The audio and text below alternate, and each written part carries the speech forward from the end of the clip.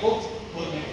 ये चीजें मैं क्यों बता रहा हूं, जब आप किसी व्यक्ति के घर में जाते हो, बच्चे के घर में जाते हो, तो उनके माँ को कुछ ना कुछ समस्या तो होता है, लेकिन आपको बेसिक नॉलेज पता होनी चाहिए, आपके पास जानकारी होगी ना, तो उनके माता पिता भी आपको सुनेंगे कि नहीं इस बच्चे के पास जानकारी है, मुझे सुनना चाहिए।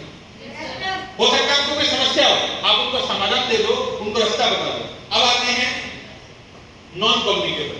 ये ऐसी बीमारी होती है जो बिना किसी के संपर्क में आए आपके शरीर में प्रवेश कर जाती है। कोई बताएगा मुझे ऐसी कौन सी बीमारी है जो बिना किसी के संपर्क में आए हमारे शरीर में प्रवेश कर जाती है? Arthritis, very good. जिसको बोलते हैं, इन्होंने बोला जॉइंट पेन, यानी कि जोड़ों में दर्द होना, गांव की भाषा में बोलते हैं गांठों में दर्द हो रहा है ना, उसको गठिया बाय बोलते हैं, इंग्लिश में आर्थराइटिस बोलते हैं। ये ऐसी बीमारी है, इसका मतलब जो किसी के संपर्क में आए बिना आपके शरीर में प्रवेश करता है। उसके बाद अगला आता है नॉन कम्युनिकेबल में डायबिटीज, शुगर। ये ऐसी बीमारी है, कब आपके शरीर में आएगी आपको नहीं पता।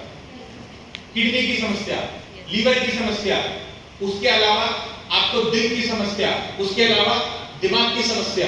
जैसे आपने सुना कि दिमाग की नस ब्लॉक हो गई, अपने आप हो गई, किसी के संपर्क में है तब नहीं हुई, अपने आप हो गई। उसके अलावा आता है ग्लूकोमिया, जिसको बोलते हैं मोतियाबिंद। क्या बोलते हैं?